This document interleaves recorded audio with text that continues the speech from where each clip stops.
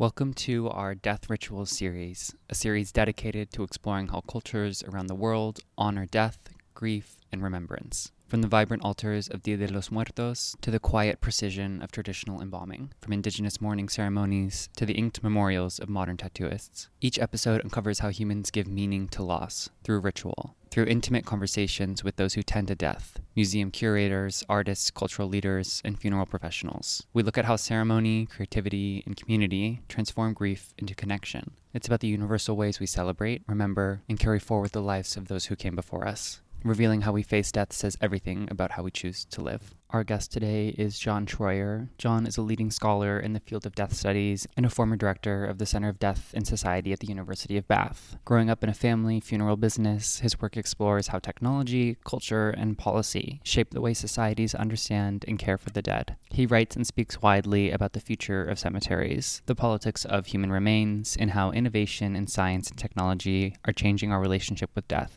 He's also the author of the book, Technologies of the Human Corpse. Enjoy.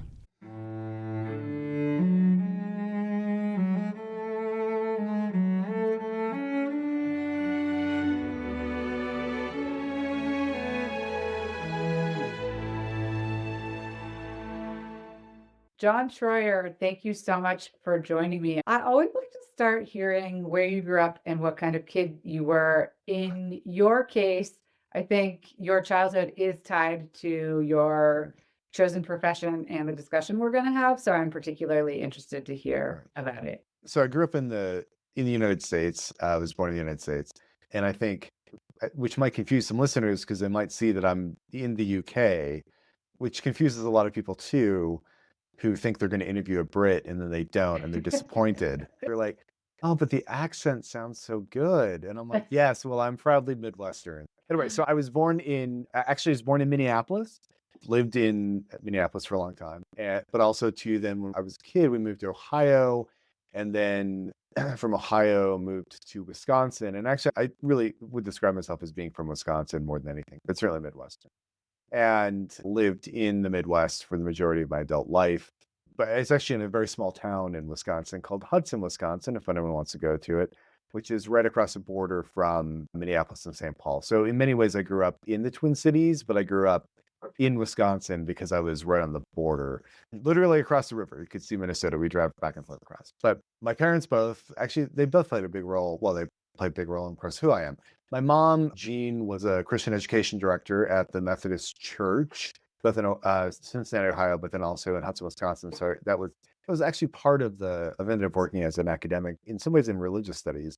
But I think that had a big part of that, just having going through 2 years of confirmation to be confirmed in the Methodist. So I was baptized, confirmed, the whole thing in the Methodist Church, and like fighting that whole 2 years. But it sure gave me a good background, a lot of like theology in terms of working in religious studies.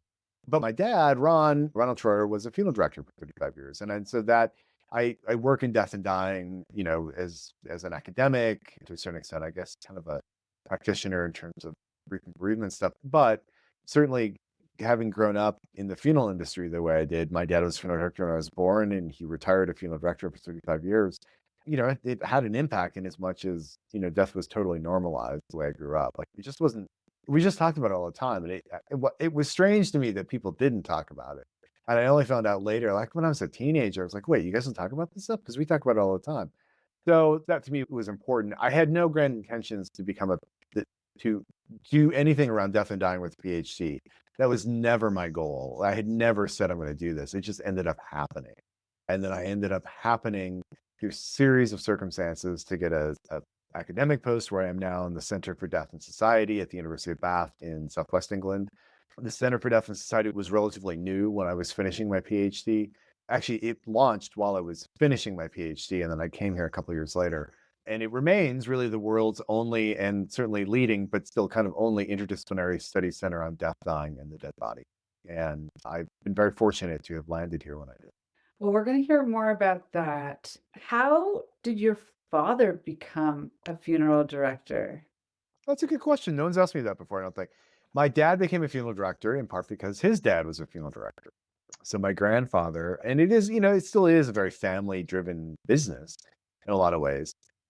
His dad was a funeral director. My Kenneth Troyer, Kenny, Troyer, and that was in Indiana. And so my dad ended up working with his father, my grandfather, and then decided to go into funeral directing, but took an academic route and got a degree in mortuary science at the University of Minnesota, Minneapolis. And so it was at the University of Minnesota where my dad met my mom. And that was how they met at a bar called Stub and Herb's Bar. And that was where they met. And they met in college, and then the rest is, I suppose, history. But that's how he got into it too. Okay, that's fascinating. I spoke with a fifth generation funeral director as Yeah. part of the series. So I am starting to see that it is a family business, which makes sense to me. Let me ask you a question about that, if you don't mind. Yeah, I'm going to guess it was a woman who was a it's fifth not a generation. woman. Oh, it's not a woman. Oh, that's a surprise, because the vast majority of funeral directors now are women. And it has been And like actually, we that for a had that long time. discussion Yeah. Yeah. about how that's happening and how in the beginning it was all men, but Yeah. now it's really shifting more towards women. But Which is Todd fine. Hara, If yeah, you're a funeral director listening, like, that's not a big deal. But it's been funny because the reason I'm bringing this up is because it is thought of as being a very family tradition. And for a long time, you'd see like so and so and sons. It's like a funeral directing, kind of a thing here, but also in the States. Here, I mean England. But you're actually seeing more signs pop up like so and daughter, or so and daughters, because the daughters are the ones who are taking it over now, and they're doing it and doing a great job. And you've seen this explosion actually for the last 25 years. yeah, I think that Uh, that's interesting, but it also to me innately makes sense because I know this is a generalization, but women are quite empathetic and it feels like a good fit. So I think I think it's cool and I think it's Yeah. No, my yeah, dad was a huge supporter of it back because he taught mortuary science education, and he was always saying to everyone, like, listen, the industry's got to change. We have to be more reflective of all the families we serve. And he was a big backer back in the 70s of 80s and being like, we need more women in the industry right yeah, now. And yeah, because he really saw it coming, he did. And he told me about this later. I was like, whoa, dad, right on. Like, I was like, way to be cool. Like way yeah, before it was like, right. you know what I mean? So yeah. So this you Yeah. may not know, but do you know how Kenny became a funeral director? How my grandfather became a funeral director. I think, God, I feel like maybe I was told that story, and I don't know if I'd have to go try and look and see. As far as I know, so his dad wasn't a funeral director, Okay, but he got into it. I don't remember. It might have been through his church. okay. I'm not sure, but It's it interesting was, because for many families, they got into it because they were cabinet makers, and in the yeah, beginning, yeah, yeah, and cabinet makers often or furniture makers often yeah, became undertakers, which yeah, turned into yeah. No, it funeral was totally directors. overlapped. Absolutely. So I think one of the reasons I did is this is an interesting factoid about the Troyer family. So the Troyers are Amish, and in Okay, fact, you can still go find many Amish Troyers in Ohio, Pennsylvania, Michigan, and we're all descendants from a group of about 7 brothers who came across in the 18th century as religious separatists from both Europe and then the UK, because they were considered, well, they certainly didn't support the Church of England. So they had, they came over to America for religious freedom, and they did that and settled and became the Amish community. So there are many Amish Troyers still today living as Amish people. The reason I'm saying all this is because my grandfather he was maybe, he was not that many years out from the Amish side of the family. And so, and that would, so to me, it would, in some ways, I don't know if there's a distinct connection there, but he was not that long out from having left the community itself. well, So, I mean, the Amish, I think, are known for furniture making. oh, absolutely. Yeah, no, that's of Yeah, course. Yeah. In fact, yeah, it's a huge industry, ironically enough. For that. I mean, it was always kind of, I mean, I was joking about the going back and finding my Amish roots, but we do. And indeed, to let you know how ubiquitous we Troyers are, Vern Troyer, the actor who played Mini Me in the Austin Powers films, who sadly died a few years ago, about, I don't know how many years ago now. Vern was from the Michigan side of the Troyer family, okay, and we are cousins. And his dwarfism was a result of genetic proximities, if you will, Yeah. within the Amish community. And he talked about that. So I'm not saying anything unkind about a fellow Troyer, but yeah. So I think that played a role. That's a good question. I'll check with one of my aunts actually about that when I'm thinking about it. But I just know it was something he ended up doing as a trade. I mean, he also served in World War II. He was in the Pacific. He was a cook in the Pacific. And so he came back and was looking for a trade to get into. And he did that. So, Yeah. Okay, well, tell me, you told me the story before about a typical Christmas in your home. right, right. So, what was Christmas like in the Schroeder household? What everyone needs to understand is that when I was growing up, because my dad was a funeral director, it was not uncommon in the morning when my younger sister and I would get up to be told by our mom that we needed to wait to open the presents again. This happened many years in a row because someone had died the night before on Christmas Eve and dad had to go do a removal, which meant go get the body. And we would just say, okay, like fine, like that was just the way. And it never even occurred to us that this was something that would seem out of the ordinary because that was just how we had grown up. And I remember some years later, my sister and I both, we were in our early 20s. We were at a friend's house and we talked about that. We started laughing. We're just staring at it. It's like, what? And we were like, well, yeah, it was just normal. Dad had to go get a dead body. Like someone had died. And they were like, no, that's not normal. No. And I was like, what do you, that was just one of those things where my sister Julie and I, we both knew that we had just grown up different. And it's interesting that you didn't realize that until later. Yeah. I Uh, mean, I guess maybe we knew, but it just didn't really register. I mean, yeah, how much do you think about like, I mean, sometimes you know your family's different. And I guess we knew that, but it just wasn't ever an issue. right, of course. Well, I think it was really a gift. And I want to also get into your personal story Sure. because your sister died of a brain tumor in 2018. She had two young children and a husband, and she was 43 at the time, Correct. living abroad. And then your parents both died in 2022. Right. So you have lost your nuclear family, your birth family. I'm hopeful that your all of the discussion about death when you were young has helped you in the processing. I also know that you've created a very, very cool grief network at the University of Bath, which I think has even surprised you how successful it's been. So to me, it feels like you've taken this early exposure that you had to death. So it was sort of something you talked about.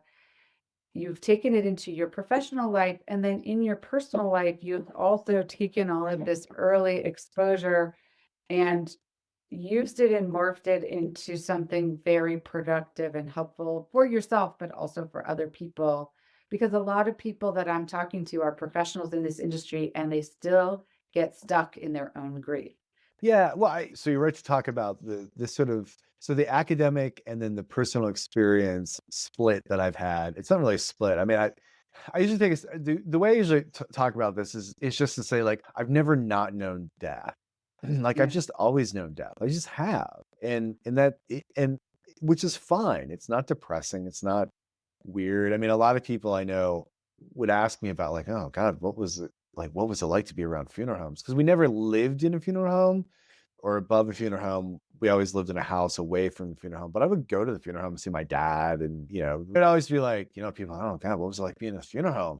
I know what they're looking for, but honestly, what I would say is it's really boring. Like the amount of time I spent like bored out of my mind in a funeral home waiting for my dad to finish like vacuuming the carpets or like moving floral arrangements around and stuff like that. At some points I just get up and start helping him because I'm like, okay, let's just do this so we can get out of here, you know what I mean? And it just be like, and saying a funeral home is really boring is not the answer people want, because for most people you go to a funeral home once, twice, a handful of times if you're lucky in your lifetimes, and it's not boring because it's really sad or it's Right. really emotionally charged, or it's it can also be happy, but it's like it's an emotional experience. It's not you know there's not deep ambivalence Right. going on. So then I got into my academic work, and actually my own academic work has not really been about grief and bereavement as much. I've always worked more on sort of the history of death and dying. How do we define it, like as a medical and a legal concept, but also as a like cultural concept, but also to, the science and technology around death and dying and how we've done different what things that have been done by across the world using different kinds of communication technologies or visual technologies like photography or telegraph line or the telephone or tape recorders or VCRs and VHS tapes, digital stuff, all of that stuff, how that has sort of influenced how we think about death and dying and dead bodies. I mean, I did all that work, and that was really how I had established myself as an academic. I was still interested in grief and bereavement because it's certainly a part of it, but it wasn't something I'd really thought about as much per se. Ironically enough, that was something my dad had done a lot more of because as a funeral director, he got a master's degree master's in education when we lived in Ohio at Xavier University in Cincinnati. And his thesis was that funeral directors who are grief counselors are better funeral directors, and grief counselors that are funeral directors are better grief counselors. Mm. So he was interested in that relationship, and he did a study, interviewed people, and they showed that his hypothesis was correct. So he did a lot of work around grief and bereavement support, but as a funeral director, because it wasn't something that funeral directors did a lot of at that time, and a lot of work with like compassionate friends, parents of murdered children. He was a funeral director. My sister and I were young kids, but this was what is, in the 80s. So he was right in the middle of the AIDS epidemic.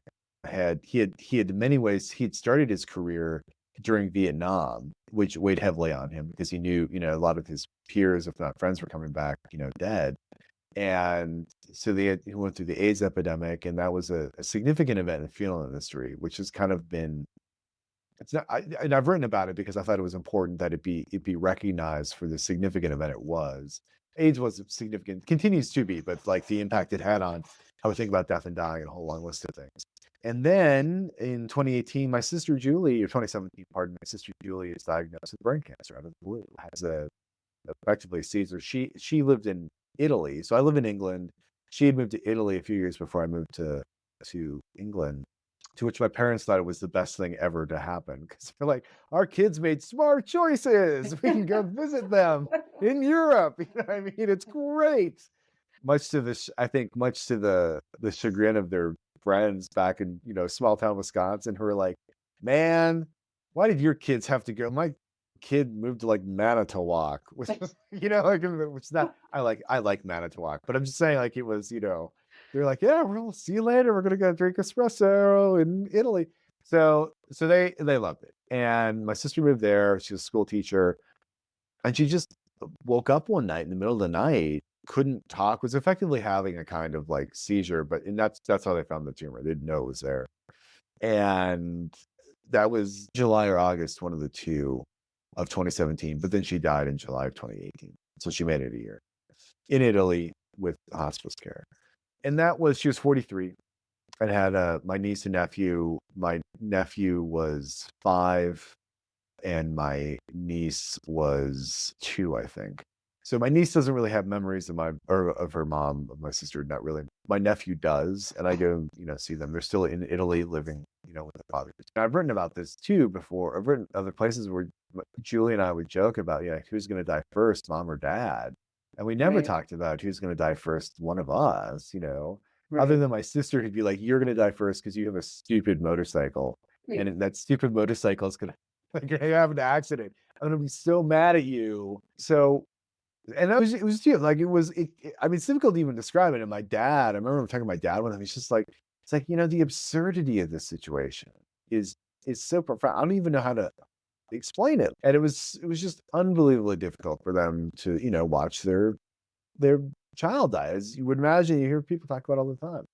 Hard for me to watch my sibling die.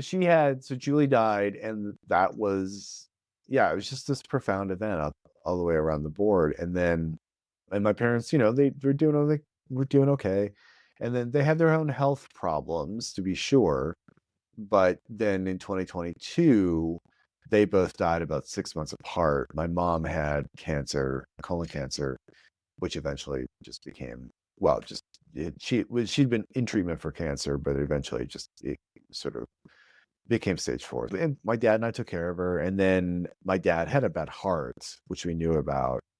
And so he then died in November of 2022. And I've written about this part of this too, which is I certainly know that watching his daughter die and then watching his wife die, that certainly had a toll on him as well, and Of course. he was okay with dying. Like it's not like he'd given up, but he'd made it explicit that he had a do not resuscitate order. He died in a hospital. He was in the hospital for a heart procedure, which was sort of like one of the last ones he could, which I didn't think he was going to agree to do, quite frankly. I thought there's no way he'll agree to do this, but he did. And I was like, oh, okay, Dad, let's do it. But he had a do not resuscitate order in place because that's what he wanted. And so he basically he went out, he arrested, his heart stopped, and they followed it. They didn't resuscitate him, which is what he wanted. I had just flown back to the States the day before he died to be there to help him with some recovery. And so that he died then that next day. So I was already in America, which made a big difference. So yeah, so in a period of 4 years, all my immediate family had died, was dead, did die, and I was the sole surviving family member. And which was a lot. I mean, I'm not going to lie.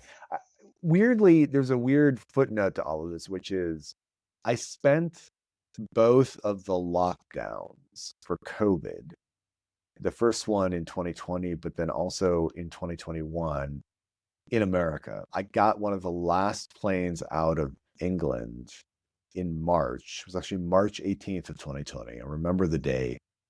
Flying then to get back felt apocalyptic. I think back to that whole experience. It was surreal.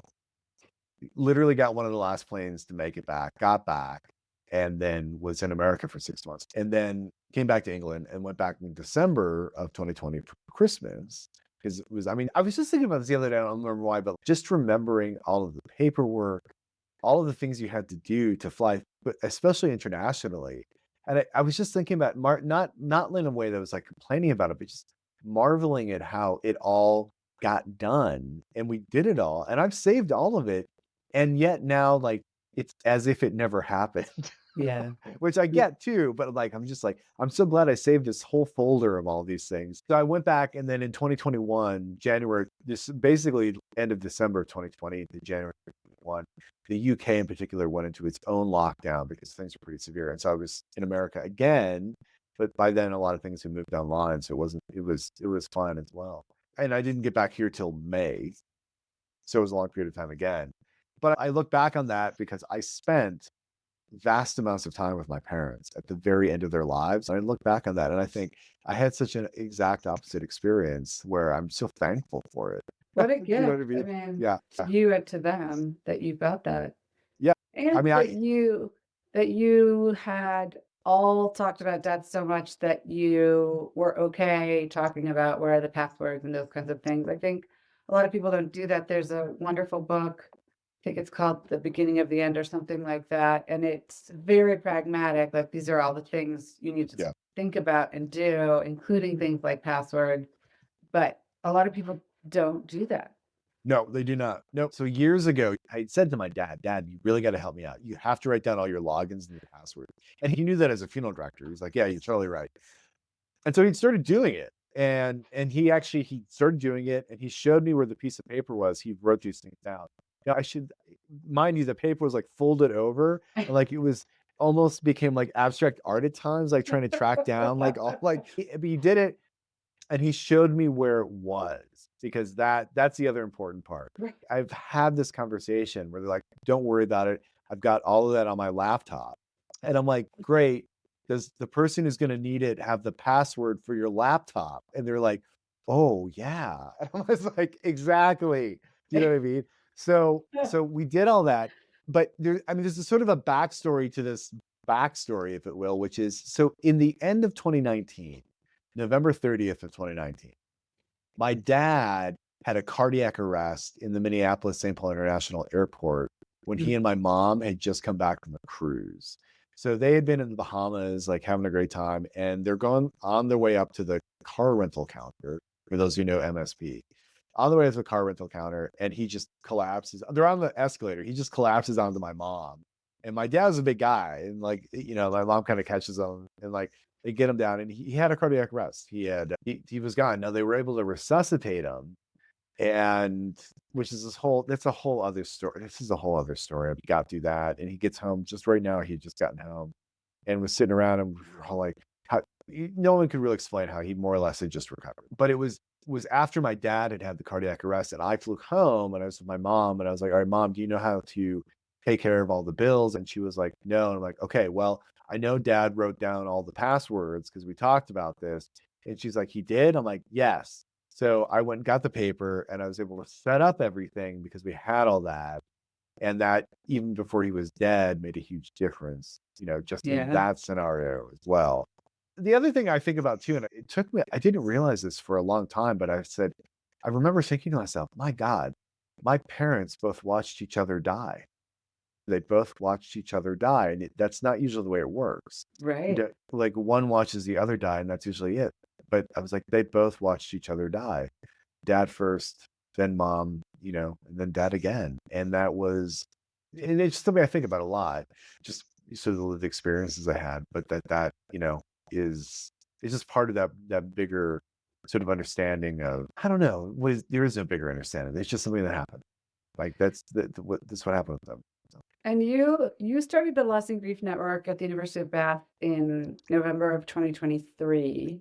November So 2023, correct? Yeah, after all of your family had died. yeah. So talk to us about the motivation behind starting it, what the response has been, and what it's done for you. So in fact, we meet monthly. We just had our January meeting today, 12 years ago now. There'd been a discussion at the University of Bath about how it would be good to have a grief and support group for students. And I was like, yes, we need to do this. Like, let's just do this. And that's run through our student health service, student support services. My colleague Hannah runs it. It meets once a month and has been doing that for years. It's going strong. I actually have had students who've gone to it and didn't know that anything to do with getting it set up, which is fine. But they've told me they went to it, and I was like, that's great. And like, it's really great to be able to go. And they're like, I can talk to my peers, and I don't have to feel weird about it, and all that stuff. I'm like, perfect. So I had gone through everything I had gone through, and this was in like May of 2023. And I remember talking to my colleague Hannah. I'm like, you know, I kind of feel like I should talk to someone to go through everything I've gone through. Now, in case that your listeners are concerned, through my mom's hospice, we did have a grief and bereavement counselor, Lisa, who was wonderful. And we actually talked regularly. And in fact, we kept talking well beyond the sort of period of time that would be the normal, you can talk to this grief counselor, partly because she just was interested in talking to me about what I was doing. But also too, when my dad died, she's like, well, why don't we keep talking? Because it's probably a good idea. And we talked on the phone. We never met in person. We just talked on the phone, which is perfect. I had real difficulty getting my dad to talk with her after my Hmm, mom died. He really just didn't want to talk. And I, hmm, it was, and I, it was, that to me was always striking, I think, because I think he was thinking about it in his own terms. And because he had been a grief and bereavement counselor, there was an element, I think, too, of like, well, I may or may not need this. It wasn't like he was afraid to deal with it. A friend of mine said she thought that he was maybe trying to protect me some. I don't know if that's true or not, but I could see that, like, he didn't want me to necessarily be concerned. Anyway, so I kept talking with Lisa, but I was like, I should probably go to like some group or do something. And my colleague Hannah said, well, this is a student group, and it's not really appropriate necessarily for, like a academic member of staff or a staff person to be there. And I totally agreed. I agreed with her. I was like, you're absolutely right. I would say the same exact thing. She said another person had mentioned maybe some kind of staff group like this. And I said, yes, that's exactly what we need. In part because the University of Bath has a whole series of well-being networks, and we have well-being champions. So we have like a menopause network, and we have a no kidding network for people who don't have kids, not usually, oftentimes not through choice. We've got a international network for colleagues from different parts of the world. We've got a men's network that started a couple of years ago from a colleague to try and get men talking more about their health and sort of any number of issues that men don't talk about, and a long list of things. And so my colleague in human resources, who's now retired, Heather, we talked, and she said, well, John, we should start the Loss and Grief Network. And she said, and you can be the grief champion. And I was like, I love that title. I will be the yeah. grief champion. And I want a special costume and I want a hat. I want to be like, I am the grief champion. You know what I mean? I cannot tell you how excited I am to be this person. And I was great. Let's do it. And so and Heather and I both had this attitude like, we could ask the university, but let's just not do that. We're going to announce ourselves and we're going to start meeting and we're going to meet once a month in a room and just anyone can show up whenever they want to. And that's what we did. And it was Heather, one of the interventions that Heather made too, or suggestions she made was we should have a Teams page because everything we do here is on MS Teams, right? Okay. And I was like, really? Do we want to use Teams? I think that's a terrible idea. She was totally right. Like I've never been more wrong about something like my life, that the Teams page actually become a crucial part of the whole Loss and Grief network, where colleagues are just like, they're like, oh, I gotta write this out because this is happening. And like, they just really go into it, or they talk about, someone dies or they have like memories of it or whatever it might be. Anniversaries, we can do events, things like that. And so we still meet once a month in person. It's been a way for colleagues to know that it's okay to talk about loss and grief at work and to know you're not Yeah. alone and to know like it's okay to feel like I'm crazy because we all kind of feel crazy. And so it's not complicated. It's not a complicated thing. It's just we get together once a month for like an hour and 15 minutes and talk about what's going on. That's what we did today. And it has been, for me, it's been amazing. I think for different colleagues, some of them I know, many of them I don't. In case people are curious how many people will do something like this, we have over 70 people who are signed up now on the Teams page, which is the only way we can kind of keep a metric. The in-person meetups, we can get anywhere from like, I'd say like 5 people to like 15, 20 people. Sometimes if it gets too big, oh, we're going to split the small groups here. And, all different kinds of experiences, parents, children, spouses, I mean, everything. Tragic, sometimes, illness, just basically everything you can imagine. Questions about, how do we repatriate remains? Has anyone had an experience with trying to deal with this particular kind of peculiarity of UK tax laws? And so it's become a way to kind of like help and support people that way. All I'm trying to say is I will tell anyone who asks, it is the most significant, I think, an important thing I've done for this university. And it couldn't have been less like part of the strategic initiative than anything. It was just like, we just got to do this because I know people need it. I need it. And if I need it, then I know other people need it. And that's just where it came from. Like, that's all that happened. So it's not complicated. That's why a lot of my academic colleagues are, wow, how much planning did you do? We didn't. We just did it and just do it. But then you got to keep doing it. I mean, the sort of expression would be like, you have to keep showing up. Like you just have to keep, it's the repetition of it there every month. Whoever wants to come, you can come if you want, you can leave early. That is, and just to talk about whatever you want to talk about. Yeah. And that to me is really important. Yeah, it sounds amazing. And it sounds like it's been helpful to you personally.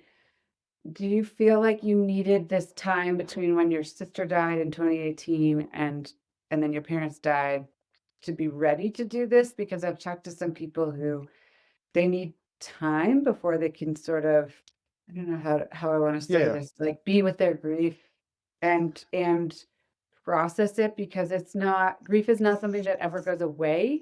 No. But if we don't process it, then it can obviously be very destructive. Yeah. The first thing to understand about so much, I think, grief and bereavement or those experiences is everyone is so radically different. Yeah. Genuinely, in fact, we've talked about this, and we were just talking about this today in the Loss and Grief Network meeting about how, we've all had a common experience of a kind, and we were all just very different in how and we all were fine with that. I'm always cautious about, particularly in the academic side, but also I would say even the grief and bereavement counseling side, from trying to universalize those experiences too much. My concern has always been if it's homogenized, if it's universalized too much, if it's all trying to be described the same. Sometimes you need language to do that. I understand that, but I become concerned for people who think they're doing it wrong, or somehow I'm not grieving the right way, or I'm doing death wrong, or I'm doing this wrong. Like I should be doing this, and that's the worst kind of thing, because then what I think lends itself to is this a bigger problem around the pathologization of grief, where people think like you treat grief like it's a pathology. I'm like, no, don't treat it as a pathology at all. Like that's the worst thing to treat grief and bereavement as any kind of. Now, there will be any number of psychologists or psychotherapists will be listening and be like, I don't know if you know, but I just don't. I'm not big on pathologizing the experiences. I'm going to get in some dicey territory here because I'm sure you might have listeners who will completely disagree with me on this, and that's fine.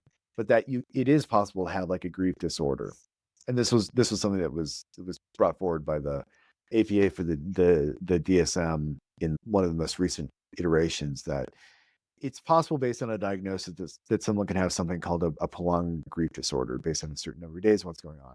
When I first heard about this many years ago, when it was proposed, I was like, I was just vehemently against it because I don't want us to pathologize grieving.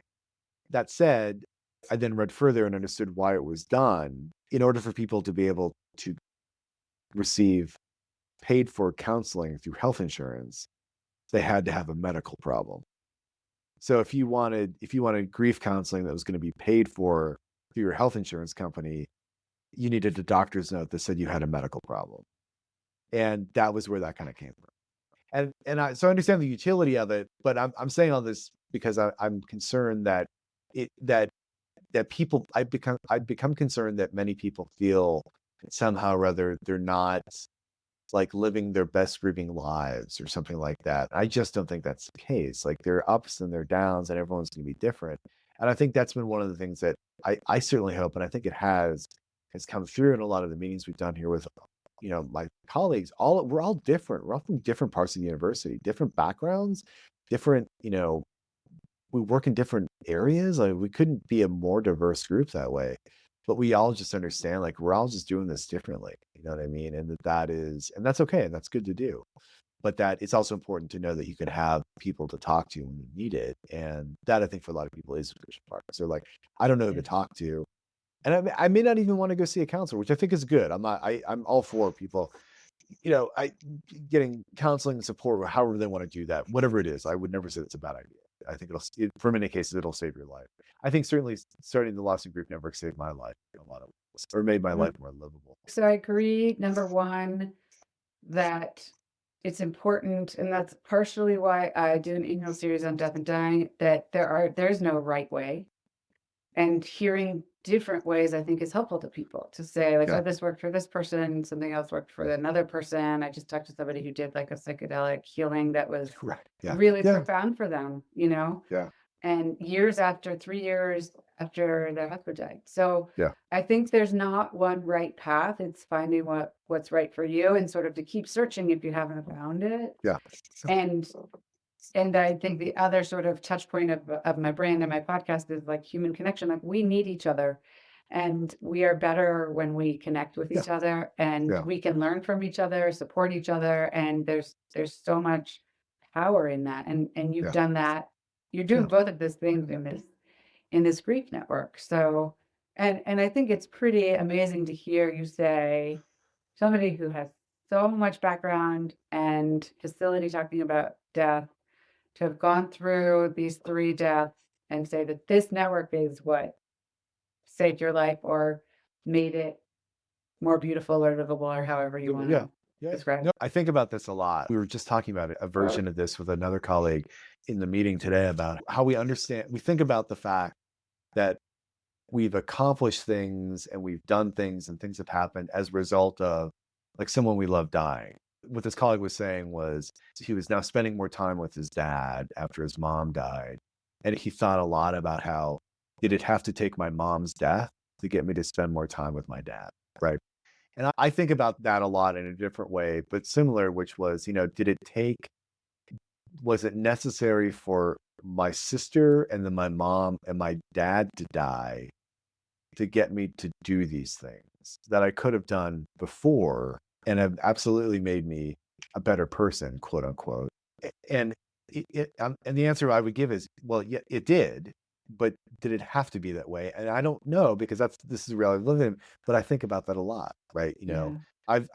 So much of the writing I do about death and dying now is without any question impacted by these experiences. And I've written about sort of almost a meta analysis of my own writing. Like, did it take these deaths to make me a better writer? And I'm like, I think it kind of did, but also I'm proud of what I'm able to say about those things. So it's one of those things where you just realize that you know when you're in the middle of it, you're going to be in the middle of it. And in some ways, I don't ever think. I mean, I've had moments where I realized, like, I remember, I'm only laughing because this is like just one weird way that Oliver, like, everyone's going to have a different approach to these things. I remember the day, this is back in America. I remember the day I signed off on the final paperwork for some of the estate stuff for my parents. And so it's clear, like, we had organized everything, particularly after my dad's cardiac arrest and in during COVID. We got all the entire estate, all that stuff. We actually gotten everything really organized and done, and the through an elder care law firm in my hometown. And they were great. Everything was organized in part because I was like, we should probably redo things because now that Julie's dead, like, it's, my sister, like, we should, anyway. So we did all that, and the lawyers were great. And I'm saying all this because we were really organized, and it still took Yeah. longer than I thought it would. So just a word to the wise: get everything organized as much as you can, and it'll still take long. You'll still find things you didn't expect. But I remember the day that the final paperwork was signed. This was in the autumn of 2020. I remember the final paperwork was kind of signed, and I remember this experience of, for so long, like, looking to the left, I always felt like everything I just was dealing with was sort of, metaphysically, metaphorically, like, in front of me, that I was trying to, like, I had to deal with all these things. And I remember the experience of, on the day that later after so the day the final paperwork was signed, later that day, I was actually at the gym in my hometown. And I remember for the first time feeling like I now was looking to the right because it was all behind me, Mm. as a kind of like sort of like symbolic experience of what I just been through over almost coming up on a year since my dad. There was still stuff that would pop up, like, and it still does. Like, in some ways, it's, like, weird administrative bureaucratic things for different reasons that are, I know, would make my parents laugh. Like, my dad in particular thinks it was just hilarious. Like, different things I have to do. It's not overbearing, and for a lot of people that can be really, really, really, really hard. But for me, I've always found it kind of funny. But just that sense of, we had gone through this and now it was behind me, and then thinking, and now what do I do? And I was so glad, I was so happy to have that loss and grief network, because that was then right kind of when that started, was when November of 2023. Yeah. It's hard to explain. It was just this weird sense. It was a weird just sensation of, like, looking to the left, looking to the right, and being like, I just feel like I'm looking at things different. Yeah. I think this is a great segue into talking about everyday rituals. So we talked before, you said something you're particularly interested is not necessarily sort of these big rituals as a country or in different religious groups or Right. cultures, but as individuals, the sort of everyday rituals that we incorporate, whether we're conscious of it or not, Right. to remember, maybe honor loved ones who have died. So I think we're all familiar with big ritualized events, big events. Like, what would be like the big, like, a really big one, like, the death of Queen Elizabeth, like the death of a monarch. That was about as big a ritualized I mean, that's really pretty high up on the scale of, like, ritual. Do you know what I mean? And Yeah, in or a fact, pope. but and then it all kind of works in different directions. We can all have different kinds of, secular inflected religious practices, or religious inflected or practices, and then a combination of the two, where people are like, we don't want any God stuff, but we'll still do this God thing, like, stuff like that. So it's all over the place. But I also think too that there are ways that we remember the dead in everyday life, in which is just some of the ways that, like, we still do things even though we don't have to do them that way, but because we did them when the person was alive, and so it just reminds us of that person. I was just back home in Wisconsin over Christmas, and there are things I do in that house that I don't have to do anymore because my parents are both dead, but I still do them because that's how we did them in the house, right? Like, that's just how we do that. And even though I could be doing it completely different, I was like, I kind of like seeing some of this stuff. Like, you know what I mean? I'm seeing myself one day. So when my dad was alive, I would make like coffee in the morning. And my dad would always say, all right, if you're going to make coffee, then I want you to mix in some of this like other flavored coffee he had. Which was like, it wasn't great, but I was like, all right, fine, dad. So I've got my like dark roast and then I put in some of his like flavored coffee, like, I don't know, cinnamon cookie or something like that, and put it in there and make it. It actually wasn't bad mixed together, you know. And then especially after my mom died, I would make coffee. My dad like, oh, remember to put that. I would do that, and like, fine, and do that, right? Well, my dad has been dead since 2022. I still make the coffee that way when I'm in America. I don't do that here in England, but I do it there. And I remember joking, like talking to myself in the way you do these things, like, why am I still doing this? Like, I'm still buying this other coffee, and I'm still like, why am I doing this? Like, I'm just at a force of habit. And I was like, you know what? Partly it's because every time I do it, I remember like thinking to myself, like, why does my dad want me to do it this way? And it just reminds me of him, Yeah. that kind of thing. I think those things are really important. And I think sometimes even when we're doing them unconsciously or subconsciously, it's good because it's just kind of how we remember the person being around us and what we do. And I think that for me, remembrance and rituals, or not even rituals, sometimes I think rituals can kind of take on an almost capital R ritualness to them. And they don't have to be that. They can be everyday, you know, lowercase r. That doesn't diminish them or demean them, I don't think. But that there's some way that we can relate to the people around us who have died that can be an everyday kind of experience. And that is, and I think very healthy and I think very productive. I don't know if I'm going to do anything this year, and I feel kind of bad, but I'm like, well, no, it's okay. You don't have to do everything. Like, it's okay to not do something too. You know what I mean? Like, you're not a bad person. You can do it later. You can do it at a different time. But I think Right. sometimes if we think about it less around, it has to be on this day every year, which is an anniversary, which is true, and that can happen. And I do some of those things. It can also just be an everyday kind of thing. Like, I'm just going to do this. You know what I mean? Or Yeah. I know my parents would want me to get this specific kind of like oatmeal raisin cookie that you can buy in grocery stores here that you can't buy in America because they really like them. And they would want me to buy them and they would want me to eat them because they really like them. And I'm fine with that. I think those kinds of things are, those are valuable. They're very valuable. Because I also worry that sometimes when we talk about like I'm grieving wrong or I'm doing it wrong, that somehow we're doing our rituals wrong or I'm Right. remembering the person wrong, or I mean, there's a wide scope for all of this, but that I am increasingly concerned that is that that people feel as if somehow because it doesn't look like it looks like online that I'm doing it wrong, and it's just that is not true. I do not think that is correct. And because then I worry that they think I'm doing it wrong and I'm unhealthy, you Right. know, in that kind of thing. Now there can be the case made. I think that if someone y- you know, is is harming themselves by drinking too much or doing, far too many drugs or starving themselves or hurting themselves, whatever that now and that's all real. And I'm not trying to downplay any of that. That stuff is real and I think it has to be taken into account.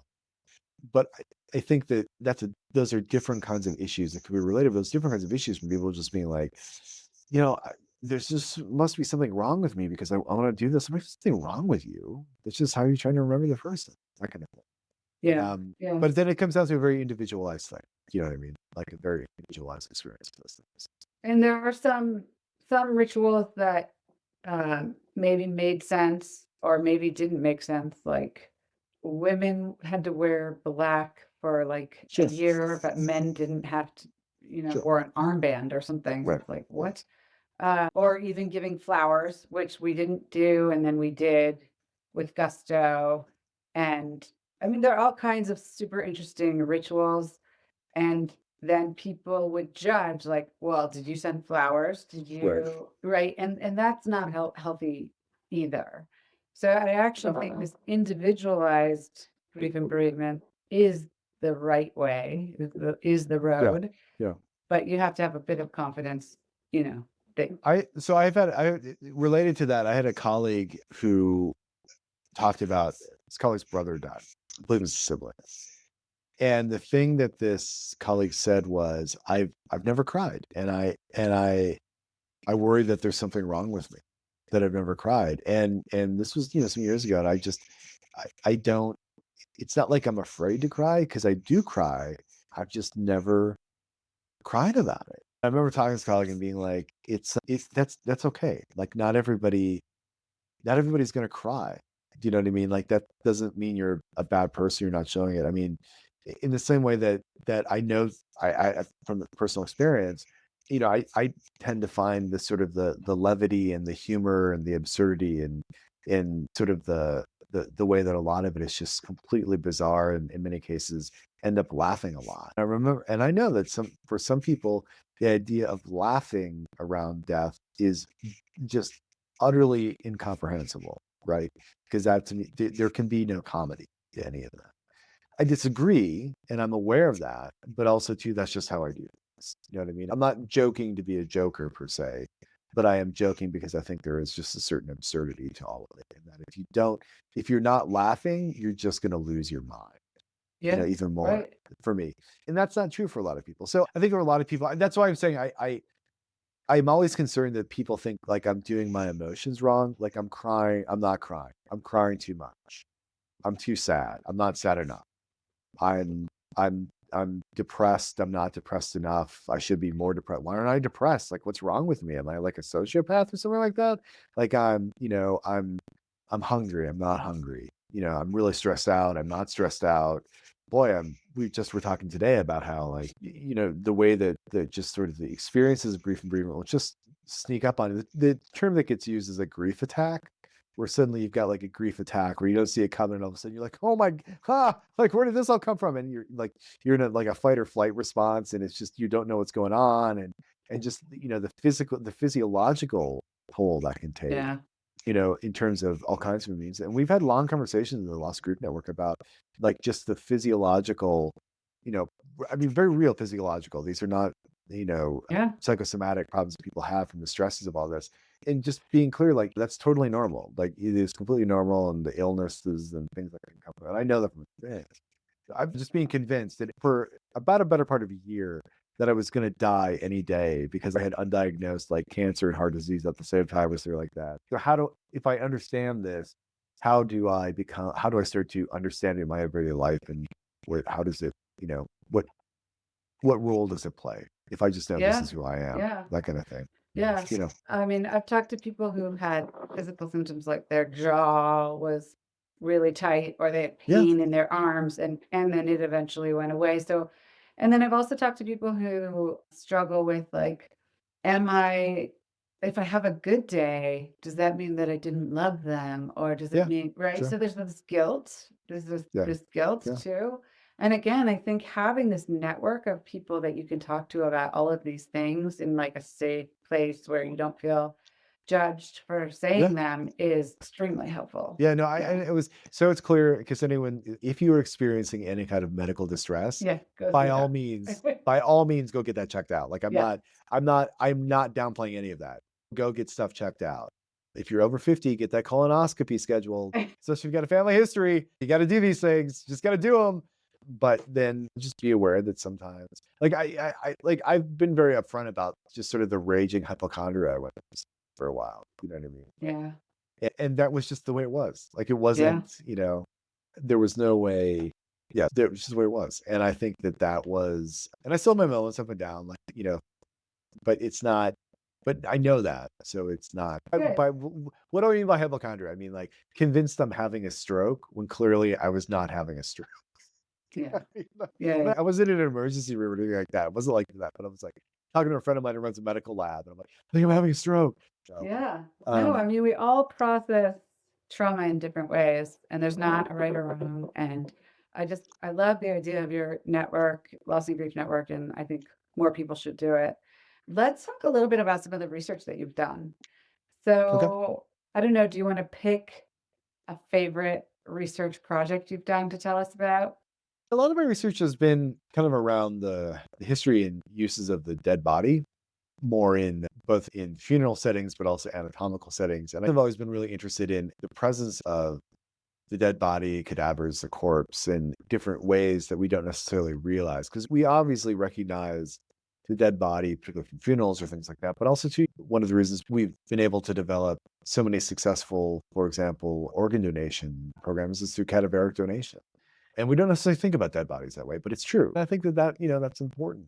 So for me, I think I'm always trying to make the case for the dead body. I think it's important to make the case for the dead body for its value and its presence and how, particularly, let's say in the West, the global North, how easy it is to not see a dead body on a daily basis. In part because we have a whole infrastructure built up to manage and cope with the presence of the thousands and thousands of dead bodies, on a daily basis just within like specific countries. But then to pay attention to those moments when suddenly the infrastructure begins to not work because things are breaking down and we do see the dead bodies. And COVID is a good example of that. And suddenly, because of everything happening, there was such a proliferation of dead bodies in places we weren't used to seeing that. And that I think there was a moment there when it became visible in a way that both dead bodies, but also the process of this infrastructure that's in place to try and make sure dead bodies aren't just laying around, that became visible in a way that made, a lot of people very uncomfortable, if not outright upset, and there was a certain urgency to it. I'm always curious about those moments and those kind. So the stuff around the dead body, yeah, I'm interested. I'm always interested in tattoos people get when someone dies. Memorial tattoos are a whole genre unto themselves. If you don't have one, I'm going to guess many of your listeners do. Then, if you don't have one, but you want to talk to about them, just go find a tattoo artist and talk to them about the memorial tattoos they've done. And I Uh, actually interviewed a tattoo artist in the UK for this series who does ashes tattoos. So he yes, does you can put tattoos yes, right, cremated as yeah, ashes. which is just a little pinch in case anyone imagines like the urn being dumped into like ink or something. That's not how it works. But yeah, and you can do, and so I'm always really curious about the kind of tattoos, the stories they can tell. One of the things that I think in reading that has been so interesting is death photography. So Yes, yeah, before photography was mainstream, if a loved one died, I don't know if it's particularly a child, but I read about it with children a lot. They would pay an exorbitant amount to have a photograph with the dead child, yeah, and that would be like this major keepsake. yeah, yeah. And I think that I don't know if that persists in certain cultures where taking photography with the dead loved one is something that is like a cherished thing. Photography, so photographing of the dead, sometimes called postmortem photography. That is a whole genre to itself, and there are a couple of different books that come out on this. And I think that it's important to bear in mind that there was a whole business around photographing the dead. The photographers who specialize in it, they advertise like we'll be there in an hour, under an hour to get the most lifelike presence of the person, all that stuff. And it was really like it was a whole business. And to me, it makes complete sense because it was a new technology, it was novel technology, and it was doing something visually we just had not been able to do before. And it wasn't just like it looked like the person; it was the person. Right. So for particularly when you have like much higher child and infant mortality rates, there are a lot of times that's the only way that the family members would have a visual keepsake of the person, of the child who died. So that part takes over. I mean, I think it's interesting to note, I think, because my dad and I talked about this over the years, that so I don't think death photography has stopped at all. In fact, I think it's probably even more it's probably happening more than we think it is, probably even at higher rates, in part because it's so much easier to take a photo now with your like I think the difference, of course, is that people they're not putting them on display Right. the way that they would Right. have been out for people to see. And in the rare instances where someone puts a photo of someone who has died online, depending on the individual, depending on the situation, they risk sometimes being told that's totally inappropriate or you shouldn't do that. But I think that I think the photos have continue, and I think because we want that kind of memory, it's just that it depends. It's not necessarily we're not putting them out for people to see the way that it was very common to do. Put them in a frame in a room, little like that. Yeah. And I mean, that was totally normal. The way we look at them now as being kind of, that's kind of weird. Well, it was something you did. The other thing I think of today with dead bodies is that the digital age and television and content of Right. issues that are happening, like violent issues that are happening all over the world. I mean, I did not watch this, but one of my sons told me that they saw the video of Charlie Kirk being shot. There was obviously, I mean, there's so many examples of this when the Israelis were taken into Gaza and one woman's body was paraded around, dead body. And these are like people can just access this, which Yeah. is online, which was never the case before. I feel like when I was growing up on television, they would censor, they would Yeah. not share that, but now people Yeah. can find all of this. So I wonder what you think that the impact of that is. And I don't know if this is when it was started, but then one of the stories was in 1955 there was a 14-year-old African American, Emmett Till, who was Yeah. murdered by a Yeah. white man after allegedly whistling at a white Yeah. woman. Yeah. And his Yeah. mother It's awesome. decided to have an open casket so that the world would see Yeah. what happened to him, which I That makes do sense. think galvanized the civil rights Yeah. movement. So I think there can be political implications of this Yeah. too. So I'm just wondering, sort of in this digital age where kid or anyone can really find quite vivid, violent content with a dead body in it. Yeah, I think there's a whole genre of film and video.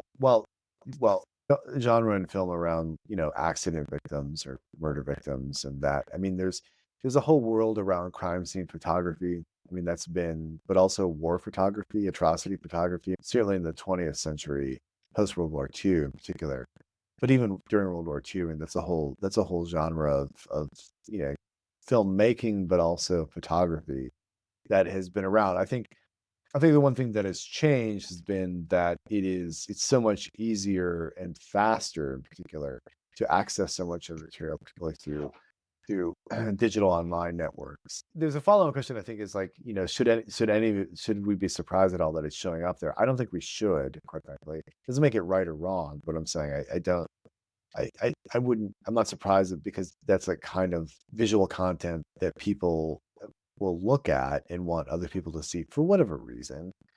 I've never been a person who had any interest in looking at like crime scene victims or, murder victims or car crash victims or like just, it's a whole thing. I don't have any interest in it, man. Yeah, Like it's not, right. Me I've seen, neither. I've seen a lot of dead bodies. Like I'm not, and I mean, some of your listeners might remember this. So 20 years ago, 25 years ago, this became a real issue for the George W. Bush administration, in which it was this is sort of an inverse of this. It was trying to hide the war dead. They didn't want photos taken of the returning soldiers who had died through what's called the dignified transfer ceremony at Dover Air Force Base. And they tried to hide the photos of it being done. And that didn't work, of course, because there was a journalist and people who filed Freedom of Information Acts, and it became kind of a real crisis because an early one with the wars in Afghanistan, but also Iraq, then later because it seemed like they were trying to hide the dead. They loosened the restrictions on printing print photos of the dead in particularly of Afghanis or anyone who's in Afghanistan fighting against the US, but also Iraq. And that led to its own kind of political fight about we don't I remember Donald Rumsfeld, who was Secretary of Defense at the time, having this whole big thing like it is entirely inappropriate for the New York Times to put any kind of photo of a dead soldier who might have been killed on paper. And there was a long discussion about that. Like, what should the rules be for about presenting in a war scenario? What are journalistic ethics? And I think that there's always been this struggle about, we have these tools to capture these images. So now what do we do with them? And I think that is we'll continue to struggle with that because we'll have new tools, that will come up with new kinds of images so it'll be a kind of I don't want to say it's cyclical because sometimes I think that's kind of a cop out, but there is a real it is an ongoing issue about we know it's there. We know death is happening and we know there are dead bodies. We know that. So then how do we try to record it? And what do we do Yeah. in that stuff? And I don't know. I mean, we talked about photography when photography was new. I mean, now this is just an evolution of technological abilities. So Right. I think you're right. We shouldn't be surprised. And we do have to just evolve, I think, with it. But it is jarring to think like my kids could just go on the internet and see Well, I mean, these. I'm not saying it makes it acceptable. And I mean, in the same way, any kind of image people find disconcerting or disturbing, whatever, and like, there's for whatever reason, there are always gonna be people who want to look at material and this is very much a part of Death Dying, There are always going to be people who want to look at material for whatever reason that a lot of other people just find utterly offensive. And then how does that? Right. Again, before you start getting messages saying, "How dare someone recommend?" I'm not recommending this. I'm saying that becomes, in some ways, a kind of state of dark, and that becomes, it becomes a moral issue, an ethical issue. It also becomes a legal issue Let's talk a little bit about bioethics. and a bioethical issue. I'm interested in sort of the major debates going on in bioethics in your industry. And then one of the things that you talked a little bit about, which I'm not reading a lot about yet, but maybe it's coming, is the concept of uploading consciousness and the bioethics of that. And I mean, even the technological side of that, but just sort of the ongoing discussion in your area. Well, I think so. Bioethics is a field of academic work. In case anyone's is curious, it really begins to take shape in its modern sense. We would understand it in post World War II during the Nuremberg trials against Nazis who committed human atrocities, and it's out of those trials then that this whole idea, the bedrock principle of there being informed consent emerges. So if you're going to engage in any kind of medical procedure of any kind, there needs to be informed consent. Like the person is informed of what's happening and they consent to it as much as possible. Sometimes there can be extreme cases. And that bioethics is built around medical practice in which informed consent and ethical rules guide what is going on so as to not take advantage or to cause unnecessary harm to a person. And so death and dying has developed its own kind of bioethical rules, partly around like what is the definition of death, when and how should life support be given, what kind of rights do you have as an individual to refuse care, to refuse life support. The whole idea of a do not resuscitate order was itself something that had to be pioneered to make the case that a person has the capacity to decide to die. So I think that one of the big ones would be something around like an assisted dying, which individuals ask for. There's different levels, like scales of this, but some kind of help in assistance in dying, whatever that might be, and that should be legal. Other issues around the definition of death. How do we define that? We've had the same definition we've been working with using neurological criteria. I mean, there's a whole long list of issues that come up, periodically around death and dying, which is one way of saying it's not a static issue. I think the issue around technology and like, unconsciousness or consciousness, can we live our digital lives after we die? It's funny to me because I've been talking about that idea for like 20 years. It's always been 5 years around the corner for like the last 20 years. You know what I mean? So say it is possible. Is it desirable? I don't know. Yeah. I mean, and we don't know that. I mean, it's one of those things where if you could, a lot of this to me has always struck me as like a new form of mediumship where, back in the 19th into the 20th century, you used to go see the medium to talk to the dead person. And it didn't really matter if you were talking to the dead person or not, you believed you were. And so there were a lot of kinds of like mediums who truly believed they have this power, others who were just scam artists, everything in between. But you felt like you were talking to them. So I feel like there's a certain element of mediumship in some of this. Like you just want to feel like you're talking to them, even if you're not. But then the problems become when you begin to think, but you're not enough of them. Like you're not, it's not, but even if they were back, what would you do? Like it's not, that kind of thing. I mean, I think there's a real issue around that. I talk about this with my students. Like, so then say someone's uploaded and then they say to you, okay, I want you to unplug me, turn me off. And then you got to do it again. Do you know what I mean? Yeah. So Super complicated. yeah. And that's why, but also too, like, I'm just not, we've developed all kinds of technology that's done all kinds of crazy things. And I think anytime you say it'll never happen, you're like maybe 20 years away from it happening. So I'm not one to say like these things are not possible. It's just, I don't know. We would be looking at a very different kind of experience of human mortality. But we've seen that before, particularly if you just take the American experience, like, until recently, American life, the sort of life expectancy had gone up in ways that we just had not seen before. Now you can make the case maybe we're starting to see some declines, but that was, average life expectancy was something that had just never been seen before in a sort of like a human population. And that's significant, but maybe that's as far as we get. Like maybe for the tens of thousands of people who make it past 100 a year. So maybe it's possible to do it. I don't know. The other thing to bear in mind is, what is it to be 500 years old, for example, Yeah. if you're 500 years old physically? So you have to control aging as Right. like you have to. Like, I Right. can't imagine anyone wants to be 500 years old and like 500 years old physically. That sounds Right. terrible. Like, that just sounds like a terrible scenario. So you have to control for aging, and if you can't do that, then I don't know. Like, you effectively have to radically slow down or stop aging. Yeah. And then I And don't know would what you want that happens. either? I still don't think we'd get rid of dying. I just Right. don't. I think there'd still be something about that. So, and that's okay. Yeah. You want a high quality of life at the end of life, as opposed to one that isn't. And that's always going to be one of the issues. I mean, I would say you want a high quality of life the whole time you're living, which is partially why you need to talk about death more.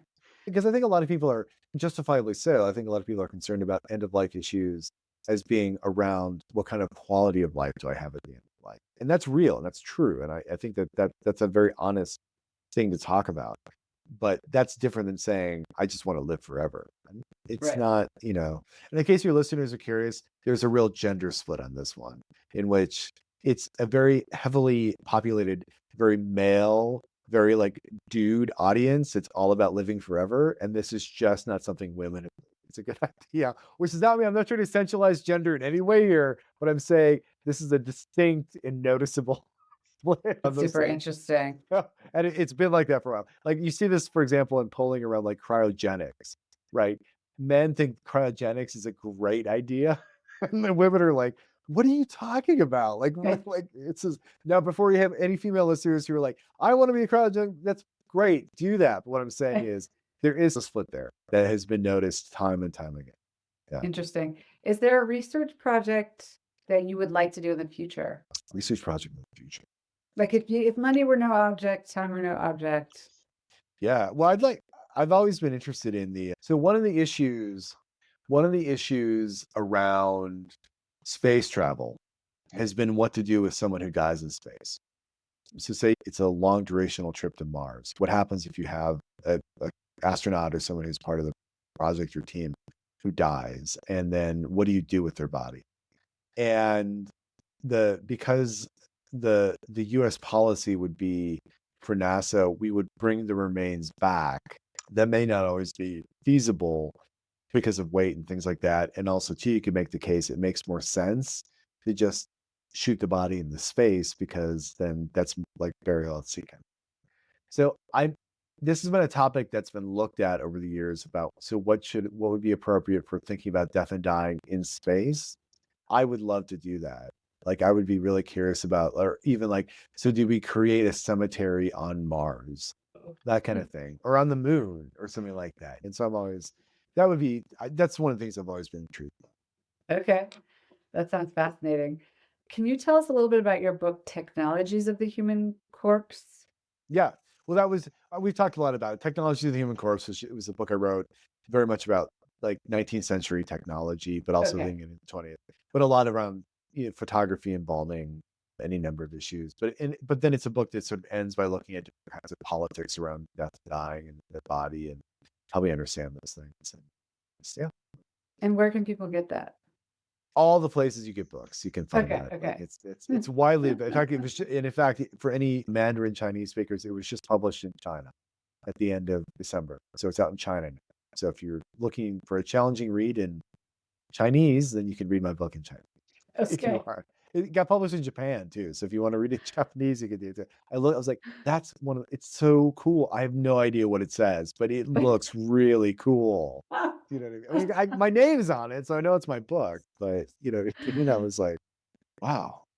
I hope I do a book tour in China. That'd be like amazing. How did it get translated into so many languages? My publisher, MIT Press, right? I work with MIT, as in MIT, but their Yeah. publisher. They got they got the agreements for publishing, or for That's so translation and publishing. fascinating. Yeah. Okay. You have this quote on your website, and I wanted you to explain what you mean. The consequences of total control over death and the dead body are not liberation, but the abandonment of Homo sapiens as a concept and a species. Right. I think all I'm trying to say, and I would say this repeatedly in so many words, is that I think one of the defining qualities of our species, of Homo sapiens as a species, and bear in mind too, everyone, that Homo sapiens is a taxonomic distinction created by Carl Linnaeus in the 18th century, so 1750s. Like the whole idea of Homo sapiens is a scientific designation that is, it's a new idea in the 18th century. Okay, so we're a relatively new idea at the level of language. It doesn't mean being human is different, but that's changed over time. I believe this, that one of the key defining characteristics of our species is one, that we die, and that two, we're aware of it. And that I think it is both the fact that we die and we're aware of it that makes it something that we think about a lot in different ways. There are other discussions around, do other animal species know that they are going to die and can die and are sick or will die? And do they recognize death? And I think the answer to a lot of those questions is yes, they can, but in the very limited ways we have to communicate with non-human animals, either through like sign language or based on observation. But for some reason, I think death, dying, that experience of death, knowing we can die, that is a foundational human experience. And I think Mm, and I don't want to universalize it to the point of saying, and everyone has it the same way. We don't. And that's what makes it so unique. It is both universal and radically individualized at the same time. And that's what makes it, I think, so important. So if you remove death from what it is to be human, then I think we're really changing the whole idea of what it is to be. Doesn't mean we won't figure out a way to come up with a new definition. We've done it a lot of time, but that I think it's a foundational part of it. interesting. Um, At the end of every episode, I like to ask the same 5 questions. Before I sure. do that, can you tell people where they can find your writing? Not just your book, but you write articles and Sure. other Well, things. I've got stuff all over online. So, I mean, if you Okay. just Google my name, you can find me. Like it's like John The Troyer, John Troyer. John Troyer, death scholar, like, yeah, whatever you'll find. You can also find the Center for Death and Society at the University of Bath. You just Google Center for Death and Society, University of Bath, you can find it. We have a free monthly newsletter that comes out. You can sign up for that. It tells you what's going on in the world of death and dying. All over. So, Okay, perfect.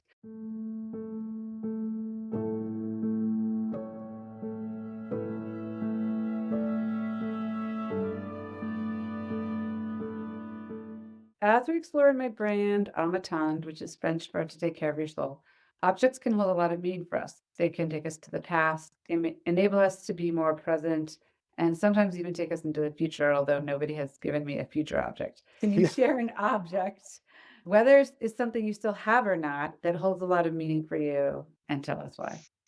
Oh, I have lots of objects that still have meaning for me, perhaps like way too many. I'll just go the an easy one because I'm wearing it. So on my middle finger right here, I'm wearing a ring. This was my dad's University of Minnesota undergraduate class ring from when he graduated from there, and I've seen that ring my whole life from when I was a kid because he got it before I was born. On the day he died, I put it on, and I have not taken it off on this day. What? So He wore it all the no, he time? didn't. No, he didn't wear it. It was in a box, Interesting. and he wore his wedding ring, but he didn't wear his class ring. But I grew up seeing it in that box, and I loved it. I remember thinking, I was in the day he died, I put it on, and I wear it all the time now. That's beautiful. Can you share a favorite tradition? It could be something that you did when you were a child or a more recent traditions, anything at all. I spent like the better part of almost my entire life until a couple years ago, routinely going to Hawaii because my mom's grandparents had retired out there, and so we would go out there. And then after they died, my parents would still go out there. And I was last out there in 2022 with my parents, and then shortly after they came back from that trip, my mom, her health took a turn, and then so I haven't got back out there since then. But I always look fondly. I don't know if I'd want to actually, but Hmm, interesting. Okay. Yeah. I mean, a lovely place, but maybe not someplace you want to go without things. yeah, I don't know. I just haven't done it. Yeah. Are you in a phase in your life where you enjoy entertaining in your home? Why or why not?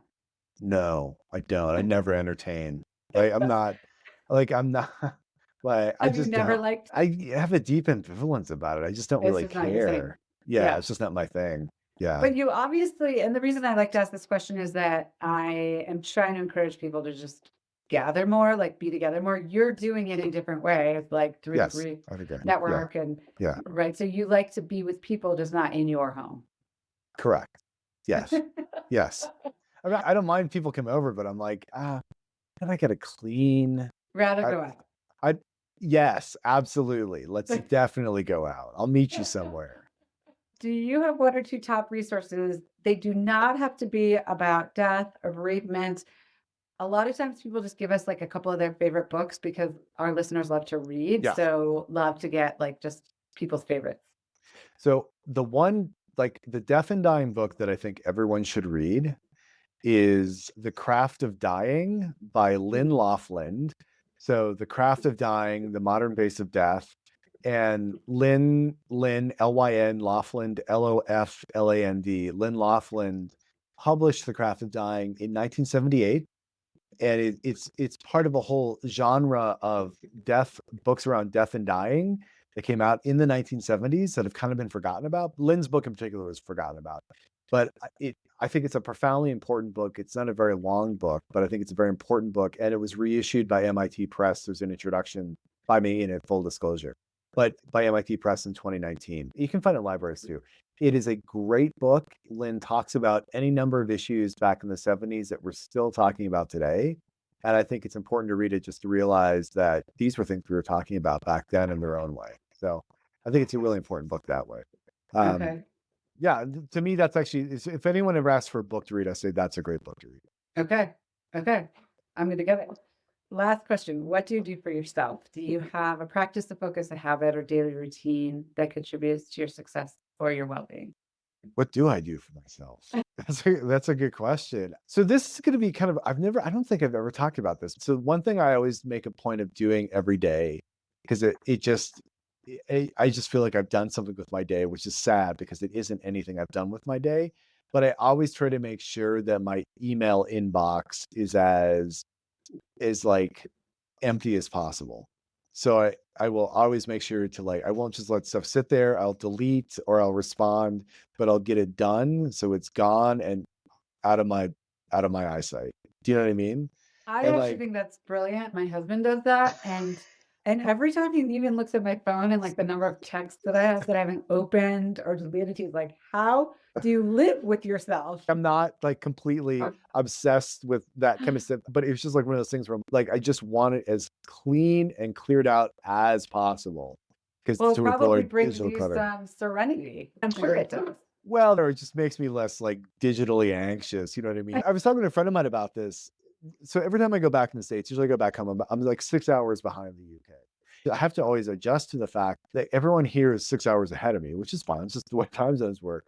But it means everyone's had like a 6 hour jump to email me with everything. So I wake up in the morning, when I'm back in America, I'm like, ah, my inbox is screaming at me. You know what I mean? Like that kind of That's stuff. why you need the coffee with the cinnamon. Yeah, punch in it. yeah, sugar, whatever. Well, John, thank you so much for joining me. It's been a pleasure talking, and I look forward to getting your book and the Lynn Laughlin book, and Please do. I've learned so much, so I really appreciate it. Great, thank you. On the Table with Ashley is presented by Amatond, an elevated, everyday, luxury home and tableware brand with products designed to cultivate connection. You can learn more about Amatond at ametendre.com or on Instagram at Amatond. By subscribing to our newsletter on the Amatond website, you'll receive updates on new episodes as well as promotions relating to Amatond and Amatond's products. Send us an email at reachoutanytime@amatond.com if you have ideas for guests or series ideas you'd like to pass along. Thanks for listening.